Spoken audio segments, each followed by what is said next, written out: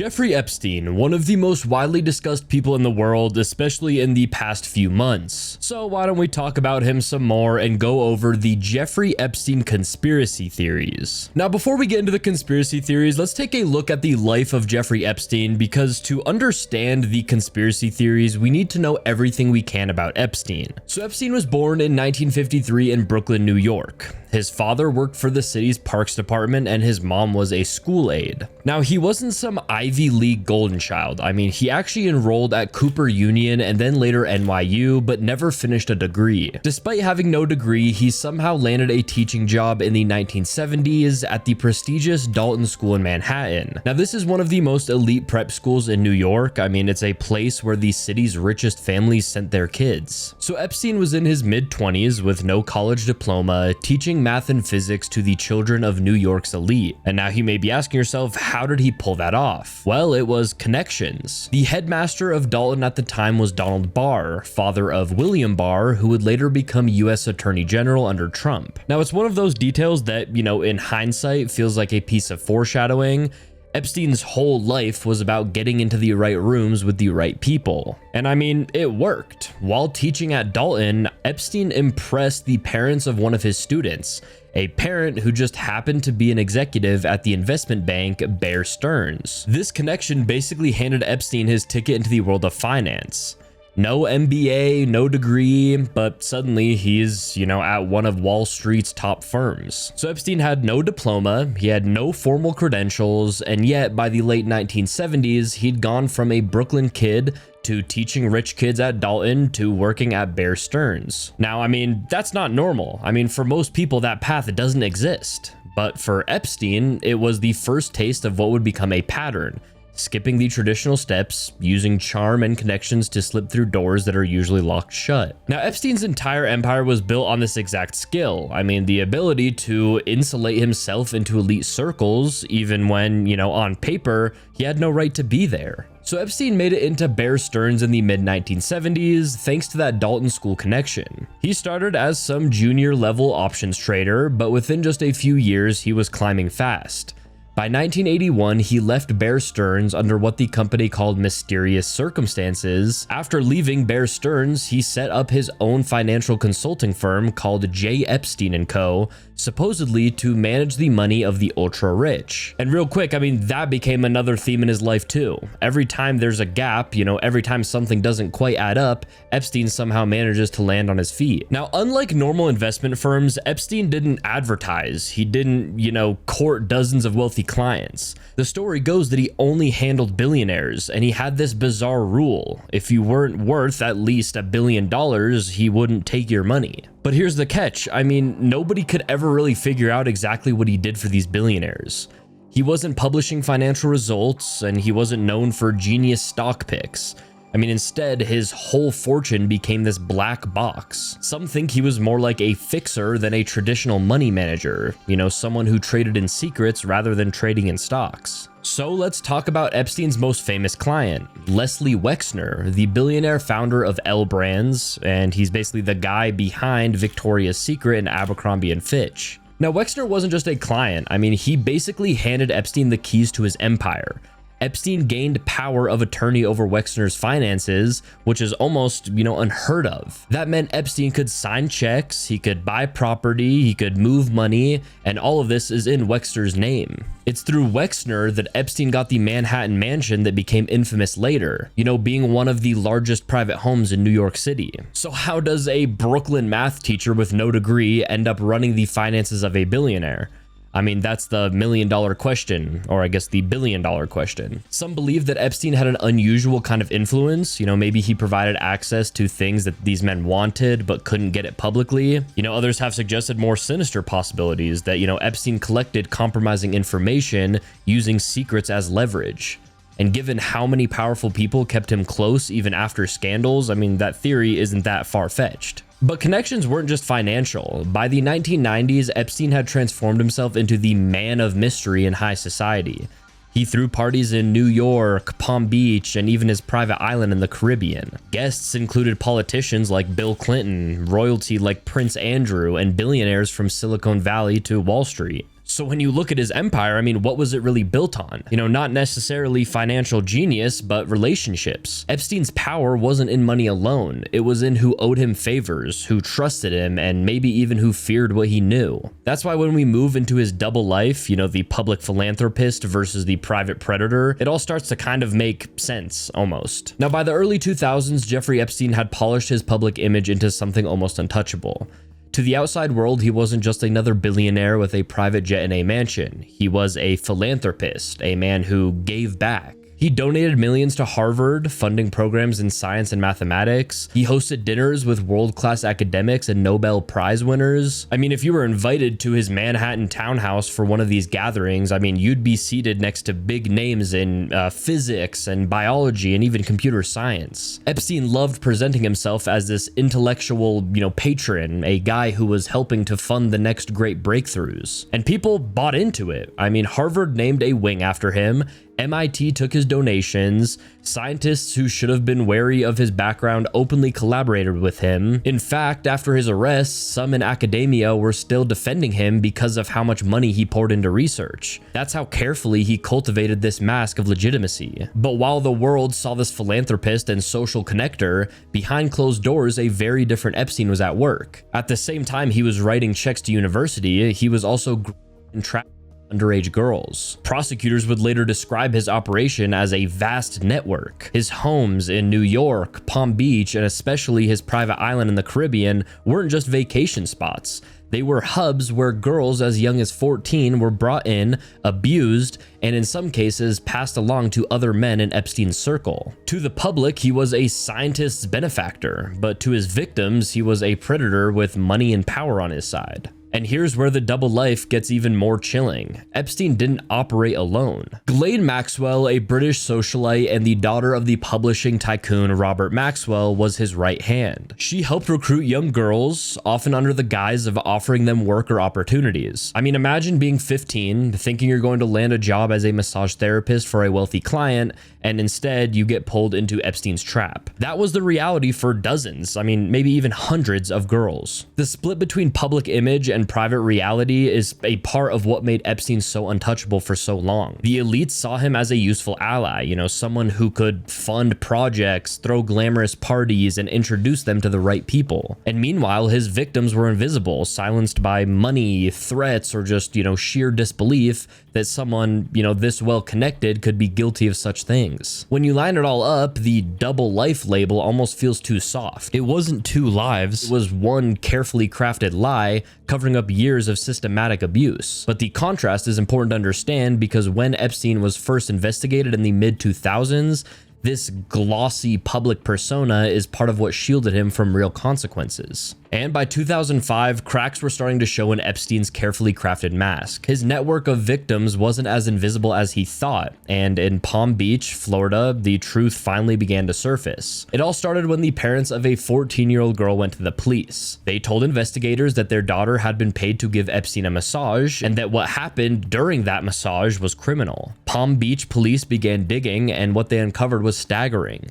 Dozens of underage girls, some as young as middle school age, had been brought into Epstein's Palm Beach mansion. The pattern was disturbingly consistent. Girls recruited by other girls, promised quick cash, then pulled into Epstein's world of abuse. The police built a strong case. I mean, it was more than enough, it seemed, to put Epstein away for years. But instead of facing the full weight of federal charges, Epstein's legal team swooped in. And this wasn't just, any legal team. It was a who's who of powerhouse lawyers. Alan Dershowitz, Ken Starr, and yes, that's the same Ken Starr who investigated Bill Clinton during the Monica Lewinsky scandal.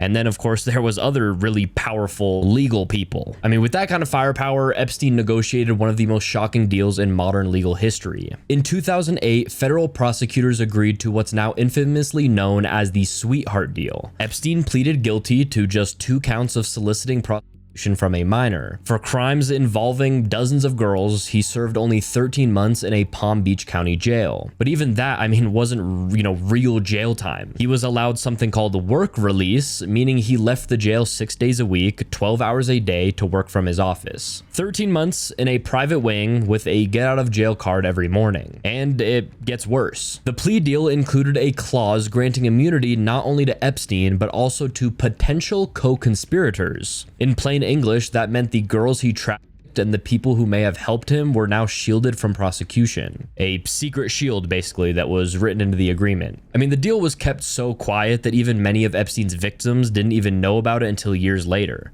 I mean, just try and imagine that. Finding out that the man who abused you cut a secret deal without your knowledge, and that deal basically erased the possibility of justice. The man behind this arrangement was Alexander Acosta, the U.S. attorney for the Southern District of Florida.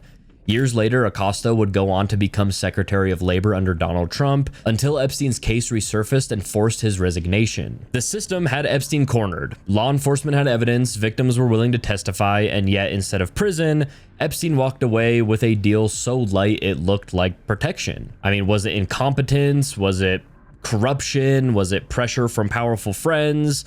I mean, that's the question that we're all still asking. Now, what's undeniable is that this deal allowed Epstein to walk back into his life of wealth and luxury, almost as if nothing had happened. He was now a registered for sure, but that label barely slowed him down. And that's where the story gets even stranger, because instead of fading into disgrace, Epstein went right back to hosting parties with billionaires, royals, and world leaders. I mean, you'd think a under conviction would be the end of the Epstein story. After all, most people convicted of crimes like this, can't even get a decent job, let alone keep mingling with the rich and powerful. But Jeffrey Epstein wasn't most people. Somehow, instead of exile, he staged a comeback. Fresh out of jail in 2009, Epstein went right back to his lavish life. He returned to his Manhattan mansion, a 7-story palace so massive it literally dwarfed most museums. I mean, he kept his homes in Palm Beach, Paris, and the Virgin Islands, and he still had his private jets, one of which the press later dubbed the Lolita Express because of the girls allegedly flown on it. But what's even more bizarre is how society treated him. I mean, Epstein remained a fixture in elite circles. He hosted dinners in New York where the guest lists included, billionaires, celebrities, and, academics. He still donated money to universities and think tanks. Even after his conviction, I mean, Harvard held onto millions of dollars he had pledged, and MIT's media lab secretly continued taking his donations until it blew up into a scandal years later. And then were the political and royal connections. I mean, Bill Clinton reportedly flew on Epstein's private jet more than 24 times. Prince Andrew was photographed with Epstein and his victims, including the now infamous picture of Andrew with Virginia Giuffre, one of Epstein's accusers. Donald Trump, back in the early 2000s, had even called Epstein a terrific guy in an interview, though he later distanced himself when the heat turned up. Now, the contradiction was glaring. I mean, Epstein was a registered yet he was still welcome at gatherings of the elite. Why? That's the million-dollar question. Some argue it was pure greed. I mean, people wanted his money. Others think it was fear. I mean, Epstein had so much dirt on so many powerful people that they'd rather keep him close than risk what he might reveal. And this wasn't just speculation. In 2015, journalist Vicky Ward, who had interviewed Epstein years earlier, described how he operated almost like a spider in a web. He had people's secrets, and those secrets gave him leverage, which could explain why, even with the ugliest label imaginable attached to his name, doors were still open for him. By the mid-2010s, Epstein was trying to reinvent himself as this eccentric intellectual. He surrounded himself with scientists, throwing money into research about genetics, neuroscience, and even transhumanism. At one point, he allegedly talked about seeding the human race with his DNA at his New Mexico ranch. So instead of fading into obscurity, I mean, Epstein spent the decade after his conviction rebuilding his brand, consolidating his wealth, and keeping his powerful connections intact. For most predators, I mean, prison is the end, but for Epstein, it was just a bump in the road. By the summer of 2019, Jeffrey Epstein's strange return to high society was starting to unravel. Thanks to years of investigative journalism, especially the Miami Herald's bombshell 2018 expose, which revisited his 2008 plea deal, made the public furious. The sweetheart deal wasn't just seen as a fluke anymore. I mean, it looked like corruption, plain and simple. And the pressure to do something about Epstein was suddenly enormous. Then, in July of 2019, everything everything came crashing down. Epstein's private jet landed at Teterboro Airport in New Jersey, and federal agents were waiting for him. He was arrested on new federal charges. That includes trafficking of minors and conspiracy to commit sex. This time, I mean, the evidence wasn't just whispers or rumors, it was concrete, solid evidence. When the FBI raided his Manhattan mansion, they found safes filled with cash, diamonds, and stacks of passports under different names. Investigators also uncovered thousands of photographs, many of them showing underage girls. This wasn't the kind of case you could sweep under the rug anymore. The indictment described Epstein running an operation where girls as young as 14 were recruited, abused, and paid to recruit more victims. It was a cycle of exploitation that stretched across his properties in New York, in Palm Beach, in New Mexico, and even the Virgin Islands. The media coverage was relentless. Cameras followed every court appearance, every detail of the indictment, every whisper about which powerful names might be exposed next. I mean, for the first time, it really felt like Epstein might spend the rest of his life in prison. Prosecutors were pushing for bail to be denied, arguing that his wealth, private jets, and multiple passports with Epstein was the ultimate flight risk. The judge agreed, and Epstein was ordered to stay behind bars while awaiting trial. And then suddenly the questions started piling up. Would the trial finally reveal the identities of his powerful friends and collaborators? Would victims finally get their day in court? I mean, was this the moment when the secrets Epstein had been hoarding for decades would finally come to light? For a few weeks in July of 2019, it seemed like justice was finally on the horizon. Epstein was in jail. The evidence against him was overwhelming. His network of connections was under scrutiny. I mean, the walls were closing in. On August 10th, 2019, Jeffrey Epstein was found dead in his jail cell at the Metropolitan Correctional Center in Manhattan. The official cause of death? By hanging.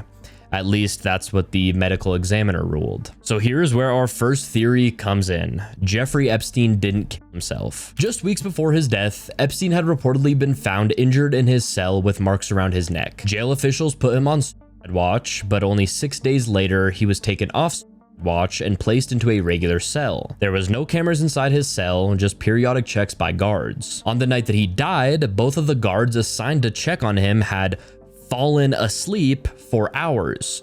Not only that, but the 2 security cameras outside his cell were conveniently malfunctioning at the same exact time. Now, it's said that one camera was broken and the other's footage was described as unusable. Then comes the autopsy. The official report said by hanging, but Epstein's brother hired a forensic pathologist, Dr. Michael Baden, who examined the body. And his conclusion? The injuries, the multiple fractures in Epstein's neck bones, including the hyoid bone, were more consistent with homicidal strangulation than suicide. And that's not me speculating. That is a direct quote from the doctor who looked at his body. And here's the kicker. Epstein wasn't some random guy. He was sitting on a mountain of secrets involving some of the most powerful people on Earth. He had already been denied bail. He was facing decades in prison.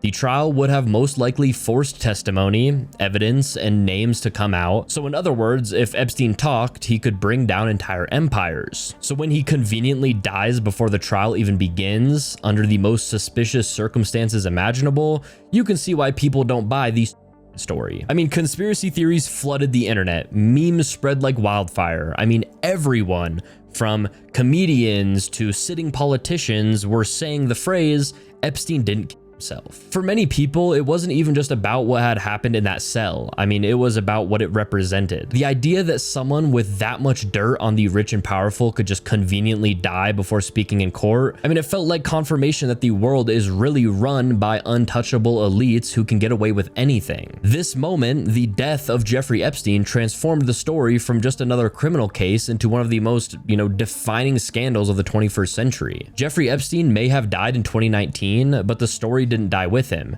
In fact, you could argue that that's when things really exploded.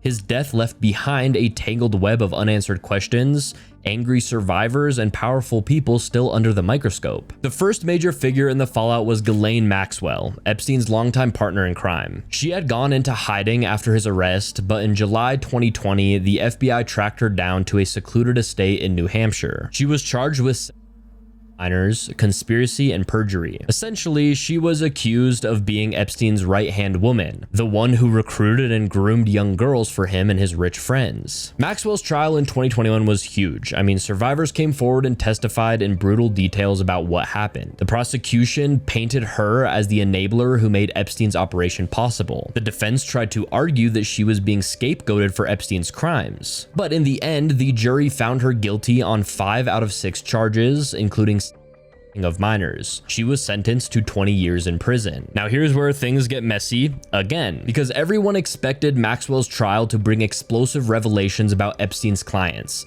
the who's who's of his inner circle. But the court documents were heavily redacted. I mean, many names stayed sealed.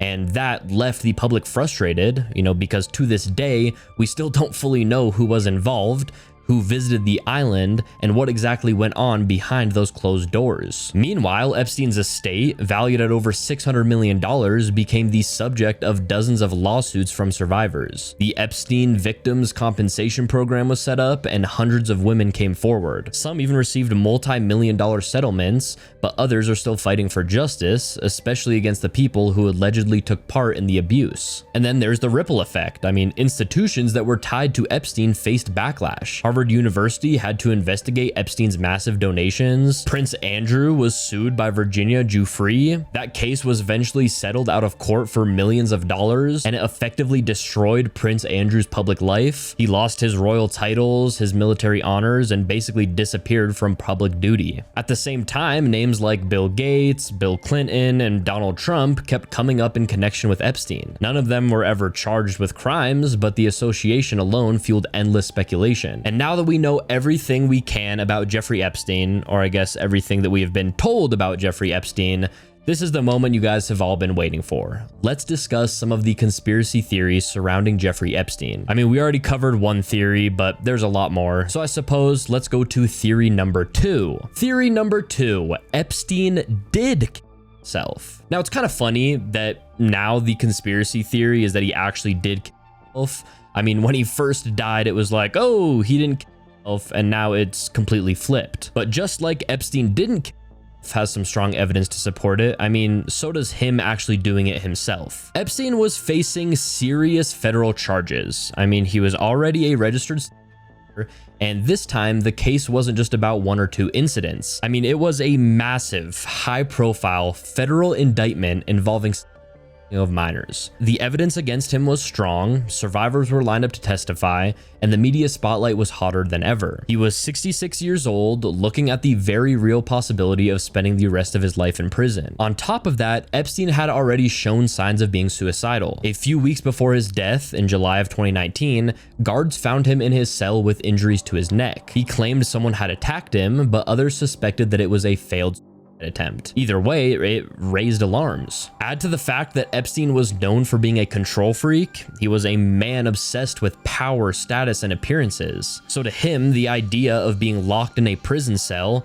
stripped of all influence, with his reputation in ruins, that might have been unbearable. Psychologists who study and high-profile inmates often point out that losing status and power can be just as devastating as losing freedom. For Epstein, prison meant humiliation on a global stage. And let's not forget that Epstein wasn't exactly the picture of mental toughness. He relied on money, influence, and manipulation to survive. And when those tools were stripped away, he may have felt like he had nothing left. Now, of course, the suspicious circumstances surrounding his death, like the malfunctioning cameras and the guards asleep on duty, are the fuel for most conspiracy theories. But some argue that incompetence and coincidence might actually explain those failures.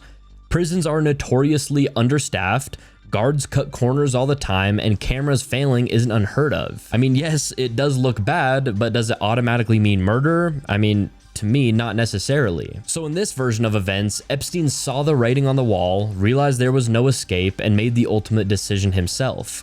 There was no shadowy figures pulling strings.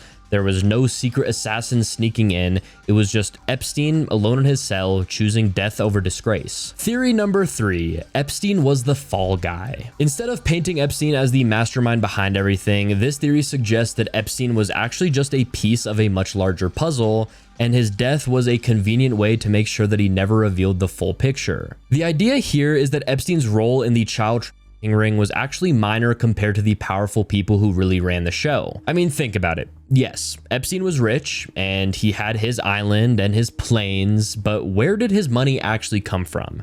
His financial empire was murky at best. People close to him even have admitted that they couldn't figure out what he did to earn billions. This led to the speculation that Epstein wasn't the kingpin, he was the front man. So who would he have been covering for then? I mean, the theory goes that it was wealthy elites, world leaders, business moguls, and even royalty. The people who had the most to lose if Epstein started talking. Survivors have testified that Epstein often introduced them to other powerful men, suggesting he was more of a gatekeeper than the final stop. Now, if this is true, then Epstein sitting in a jail cell wasn't just bad news for him. It was a direct threat to everyone above him. Once a trial started, Epstein could have made deals, he could have given names, and he could have exposed networks that went way beyond his little black book. And then here's where the cover-up theory gets legs. The timing and the circumstances of his death. The broken cameras, the guards asleep, Epstein being taken off watch way too soon.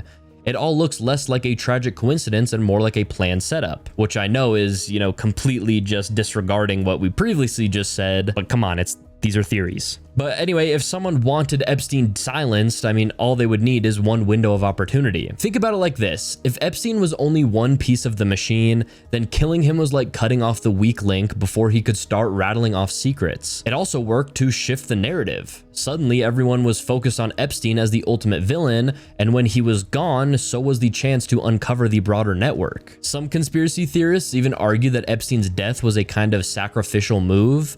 By pinning everything on him, the public would stay more focused on his crimes, while the real operators, the ones who are funding and using the ring, slipped back into the shadows. Now, of course, this theory, just like most of them, can't be 100% proven, but it explains why so many people refuse to believe Epstein acted alone. It wasn't just about getting rid of him, it was about protecting an entire system that was bigger, more dangerous, and way more powerful than just one man. Epstein's involvement was just the tip of the iceberg, and his death wasn't a, mysterious. It was a calculated cover-up to bury the truth. Theory number 4, the Clinton connection. Now, when people talk about Epstein's connections to the elite, one of the names that always comes up is Bill Clinton. And this isn't just random internet chatter. I mean, there are actual flight logs, photographs, and testimony that fuel the conspiracy theories around the Clintons' relationship with Epstein. So, what do we know about this? Well, Bill Clinton reportedly flew on Epstein's private jet at least 26 times between 2001 and 2003. These trips were documented in flight logs that later became public during investigations. Many of these flights were international, some even to Epstein's private island in the Caribbean. Now, Clinton's team has denied that he was ever on Epstein's island, saying that the trips were connected to Clinton Foundation work, humanitarian missions, or speaking engagements. Now, they also stressed that Secret Service agents were present for many of those trips, but skeptics point out that Epstein was known for keeping high-profile figures entertained with access to young women, and the sheer number of flights raised questions. Some people believe that Clinton wasn't just a casual acquaintance, but was deeply tied into Epstein's network. The theory suggests that Epstein may have facilitated encounters or favors for Clinton and other politicians, and that's why his death was so suspicious. If Epstein had talked, it could have pulled some of the most powerful names in American politics into the scandal. Adding fuel to the fire is the infamous photo of Clinton receiving a massage from Shantae Davies, one of Epstein's flight attendants who later accused him of assault. Clinton admitted that the photo was real, but said it was innocent and a part of a trip to Africa for humanitarian work. Then there's the bigger, darker angle. Some claim that the Clintons have a long trail of scandals and suspicious deaths tied to them, a list that conspiracy theorists call the Clinton body count. In their view, Epstein was just another name added to that list. He either knew too much or was too risky to keep alive, and silencing him protected Clinton and others in his circle. It's the repeated associations, the flights, the photos, the testimonies. It leaves enough smoke for people to believe that there might be fire.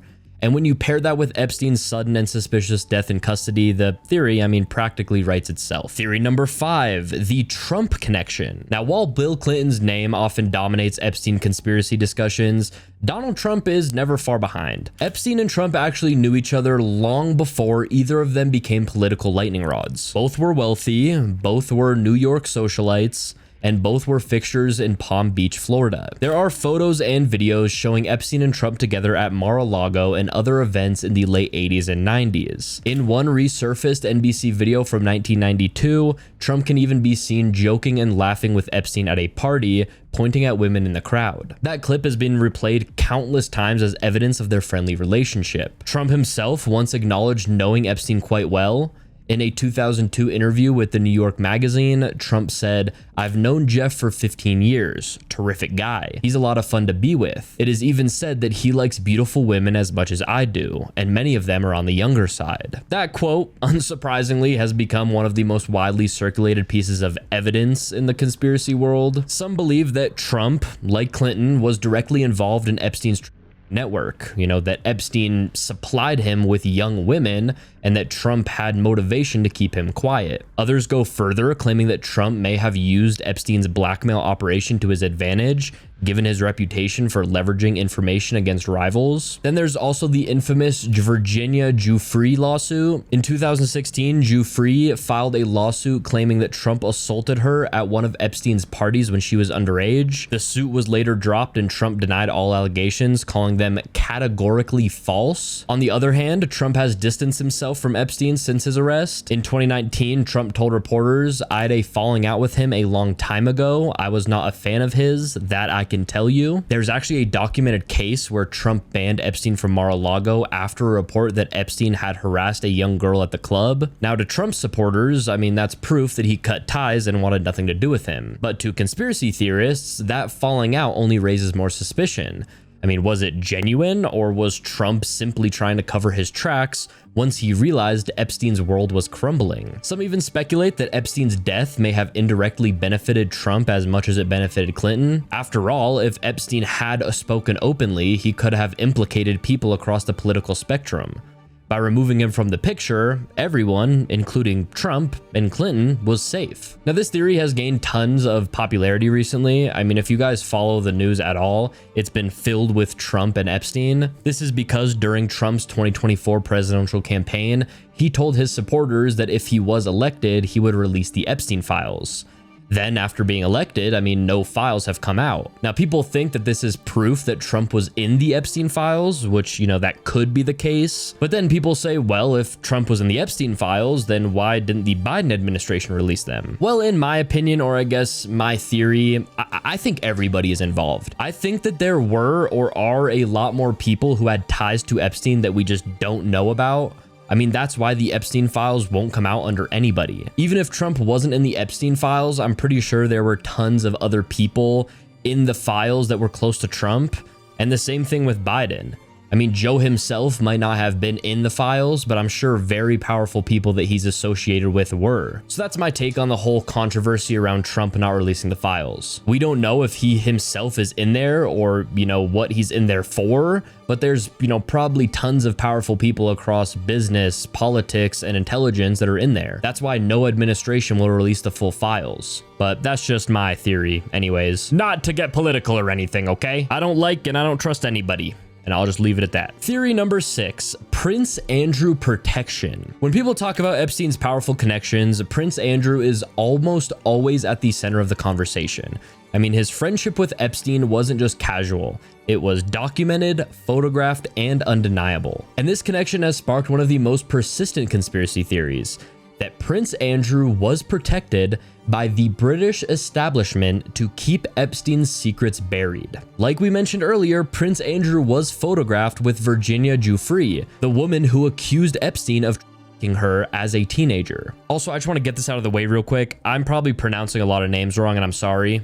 If you guys have been watching me for a while, you guys know I suck at pronouncing things, but I try. No disrespect, I'm just terrible at pronouncing things. But anyways, in that photo, Prince Andrew has his arm around Giuffre's waist, with Ghislaine Maxwell smiling in the background. Giuffre has reportedly alleged that she was forced to have sex with Prince Andrew 3 times when she was underage. Andrew, for his part, has flatly denied everything, claiming that he doesn't even remember meeting her. This denial led to one of the most disastrous interviews in modern royal history, the 2019 BBC Newsnight interview, where Andrew tried to clear his name. In it, he gave bizarre excuses like saying he couldn't have been sweating at a nightclub because he had a medical condition that prevented him from sweating at the time. He also insisted that he was at a Pizza Express in Woking with his daughter the night Giuffre claimed they were together. Now, these explanations just didn't help him at all. They made things monumentally worse. Many believe that Prince Andrew was shielded by the royal family, the British government, and even international allies. After all, if a senior member of the royal family was proven guilty of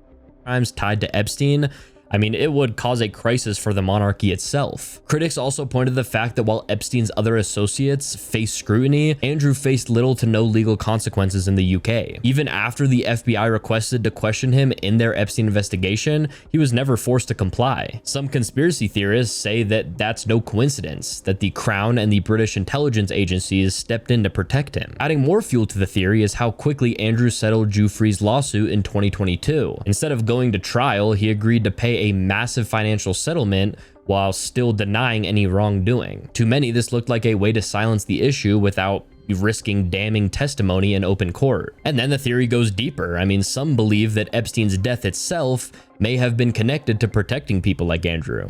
If Epstein had testified, he could have embarrassed not just American elites, but also the British royal family. Eliminating him, in this view, served international interests. Even today, the Andrew Epstein connection continues to stir speculation. With King Charles now on the throne and the monarchy under growing pressure, conspiracy theorists argued that Andrew's reputation was sacrificed publicly to prevent larger scandals from unraveling. Theory number 7, intelligence asset theory. Now let's get into one of the biggest Epstein conspiracy theories out there. The idea that Jeffrey Epstein wasn't just some rich creep running a ring. He was actually an intelligence asset protected by governments because he was useful to them. Basically, the theory claims that Epstein was working with agencies like the CIA or Israel's intelligence agency, or even both, to collect blackmail material on powerful people. His private island and his Manhattan townhouse were full of hidden cameras, and his circle of political, business, and royal elites started to look less like a party scene and more like a deliberate honey trap operation. Epstein had a bizarre ability to avoid serious punishment for years. Back in 2008, when he was first charged with, he got one of the cushiest plea deals in US legal history. Despite dozens of underage victims coming forward, Epstein served only 13 months in a county jail, like we talked about before. And he was also allowed that, work release, which was 6 days a week. And that deal wasn't just local. I mean, it was federally approved.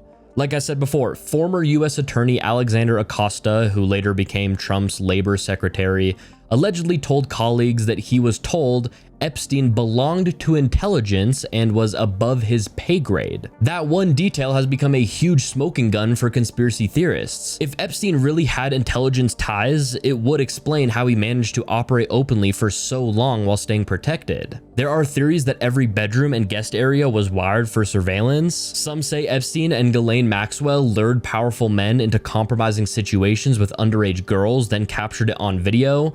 That footage could be used as leverage, and who benefits from that kind of leverage? Intelligence agencies looking to manipulate global decision makers. The theory also points to Epstein's mysterious rise in wealth. I mean, unlike most billionaires, he didn't actually build a company or invent something. His finances were murky, and one of his biggest clients, billionaire Leslie Wexner, gave him power of attorney over his fortune, a move that many found suspicious. Was this, personal trust, or was it a cover for intelligence money being funneled through Epstein's accounts? I mean, nobody really knows. Another piece of the fuel here is Ghislaine Maxwell herself. Her father, Robert Maxwell, was a British media tycoon who was widely suspected of having ties to Israel's intelligence agency before his mysterious death in 1991. Some theorists believe that Ghislaine continued in her father's footsteps, working with Epstein as a part of an intelligence operation. And then, of course, there's the suspicious nature of Epstein's death in 2019. To the intelligence asset believers, his death wasn't just a prison failure, it was a cleanup job. Epstein had too much dirt, and too many governments would rather have him silenced than risk him testifying. At the end of the day, the intelligence asset theory ties together Epstein's light sentencing, his bizarre finances, his high-powered connections, and the surveillance setup of his properties into one narrative: that Epstein wasn't just running a ring for personal gain. He was gathering leverage for governments, and that's why he was untouchable. Until, I guess, he wasn't. Theory number 8, Maxwell's role. When people talk about Jeffrey Epstein, they almost always bring up Ghislaine Maxwell, and for good reason. There's a whole conspiracy theory that says Epstein wasn't the mastermind at all. Maxwell was. According to this theory, she wasn't just helping him recruit girls or keeping his social life organized. She was actually running the operation and possibly carrying on her father's intelligence work. Now, even though we just went over it, I'll go over it one more time again to fit with this theory, but Ghislaine is the daughter of Robert Maxwell, a billionaire media tycoon who died mysteriously in 1991 after falling off of his yacht. After his death, investigators uncovered that Robert Maxwell had stolen hundreds of millions of dollars from his company's pension funds. But that's not the only shady part of his life. There have long been reports, even from former intelligence officials, that Robert Maxwell worked with the Israeli intelligence agency. Some even called him a super spy. Now, if Robert was working with intelligence and Ghislaine suddenly partnered with Epstein right after her father's death, maybe she was continuing the family business. Instead of running newspapers, she was helping run a blackmail operation disguised as a billionaire's social circle. Victims have testified that Maxwell wasn't just on the sidelines. She was the one approaching, grooming, and recruiting young girls for Epstein. Multiple survivors said she was the enforcer, the person who made it seem normal and gave Epstein a veneer of legitimacy. That role, paired with Epstein's money, made the perfect setup for trapping powerful men. Conspiracy theorists argue that Epstein's mysterious wealth might not have been his at all. I mean, they believe it was Maxwell's connections, both financial and political, that gave him access to billionaires, royalty, and politicians. Without her, Epstein might have just been another sleazy financier. With her, he suddenly had entry into the highest social circles in the world. And remember those reports of hidden cameras inside Epstein's properties? The Maxwell theory says that those weren't Epstein's idea at all. They were Ghislaine's. Given her father's suspected Israeli intelligence ties, some believe that she was trained, or at least informed, about intelligence tactics. In this version of events, Maxwell wasn't just Epstein's girlfriend, she was the handler, and Epstein was the front man. When Epstein died in 2019, a lot of people immediately shifted focus to Ghislaine. And when she was arrested in 2020, the world waited to see what kind of secrets she might spill. But here's the thing, I mean, during her trial, almost nothing came out about her powerful connections. She was convicted for and conspiracy, but all those questions about intelligence ties, hidden cameras, and powerful friends went unanswered. For many conspiracy theorists, that silence was proof that she was far more important than the court wanted the world to believe. So the Maxwell's role theory basically just says Epstein wasn't the puppeteer, he was the puppet. Maxwell was the real power, the real connection to intelligence and blackmail, and possibly the one who kept the entire operation running. Epstein's death may have shut him up, but Maxwell's silence has kept the bigger picture buried. Theory number 9, the island ritual theory. When most people think of Jeffrey Epstein, one place immediately comes to mind: Little St. James Island, his private slice of paradise in the US Virgin Islands. But in conspiracy circles, that island isn't remembered as a luxury getaway. It's remembered as something way darker, a place where secret rituals, ceremonies, and blackmail operations allegedly took place. Now, Little St. James had some bizarre features. The most infamous was the strange blue and white striped temple-like building sitting on the island's hilltop. Photos of it went viral online after Epstein's arrest. It looked like a mix between a Middle Eastern shrine and a Mediterranean folly, complete with golden dome-like decorations. Epstein said it was just a music room, but a lot of people didn't buy that. Theories immediately popped up that the building was actually some kind of ritual chamber. Why, you may ask? Well, for one, survivors described Epstein's island as more than just a hangout spot. It was isolated, heavily guarded, and built for privacy. Flights to and from the island were kept off the books. Security patrolled the beaches, and staff members claimed they were told to avoid certain areas. Add that to the fact that the temple had reinforced doors, giving it a kind of bunker-like vibe. It's easy to see why those rumors started. Conspiracy theorists claim that Epstein's island was the stage for occult-style ceremonies. Theories suggest that powerful elites, celebrities, billionaires, even royalty, participated in strange ritualistic gatherings there. These theories often connect Epstein's setup with long-running ideas about satanic elite cults or secret societies that use symbolism, ritual abuse, and sacrifice as part of maintaining power. A big chunk of this comes from the survivors' testimony about the weird behavior and controlling atmosphere on the island. Some describe being forced into group activities, being made to watch disturbing things, and seeing strange gatherings that didn't feel like ordinary parties. While none of them specifically said there were satanic rituals, conspiracy theorists latch onto the secrecy, the temple, and Epstein's obsession with control as hints of something larger. For example, people online compared Epstein's temple to the kind of structures you'd find in occult architecture, even pointing to the checkerboard-style flooring that's common in Freemason lodges. They also bring up how Epstein was obsessed with eugenics and genetics, going back to the idea that he once wanted to seed the human race with his DNA. Conspiracy theorists tie that obsession into ritualistic or cult-like thinking, like he wasn't just running a ring, he was trying to play God. Another angle, of course, is the idea that the island was a modern-day blackmail stage dressed up with ritual vibes. Some theorists say that Epstein didn't need to run real ceremonies, he only needed to make things look sinister, film powerful people involved in shady acts, and hold that over them forever. The ritual part, in that sense, could have been more psychological than spiritual. It's basically a way to trap people into silence. And of course, mainstream investigators have never found evidence of, literal occult ceremonies on the island, but because the temple looked bizarre, survivors described secretive events and Epstein's social circle being filled with world leaders, the island ritual theory refuses to die.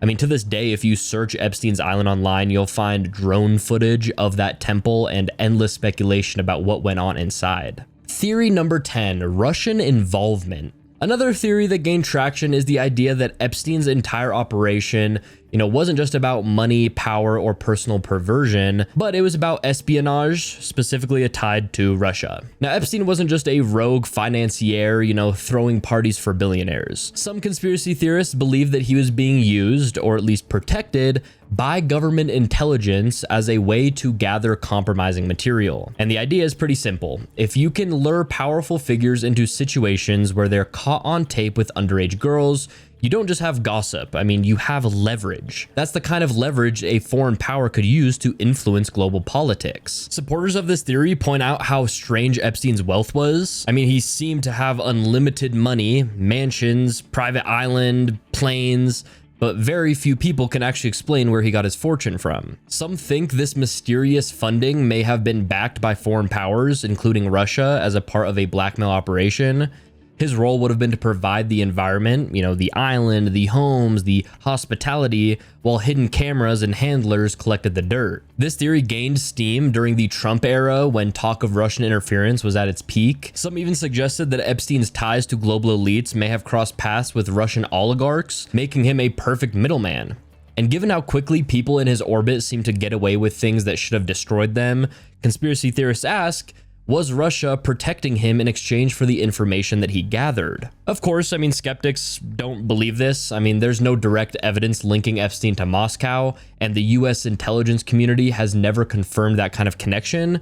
But the lack of transparency around Epstein's finances and his suspiciously light punishments in the past fuel this theory that he wasn't acting alone. Someone somewhere was protecting him. For believers in this theory, Russia makes the most sense since they've historically specialized in this kind of gather compromising details game.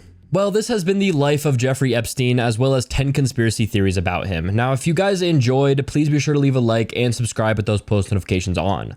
Also, let me know, guys, down below what theory or what theories that you guys think could have some truth in them. You know, I say this every single video and I will continue to say it, but I read every single comment. I don't care if I have 10,000 comments on a video, I will read every single comment, and I like hearing your guys' thoughts about theories. I like hearing your guys', you know, maybe other theories that you guys have that I didn't cover. And maybe, I don't know, one day maybe I might make a video going over your guys' conspiracy theories. So that's just why you guys should comment, you know, your thoughts. But without further ado, guys, I hope you guys have a great rest of your day. I will see you guys in the next one. Peace out.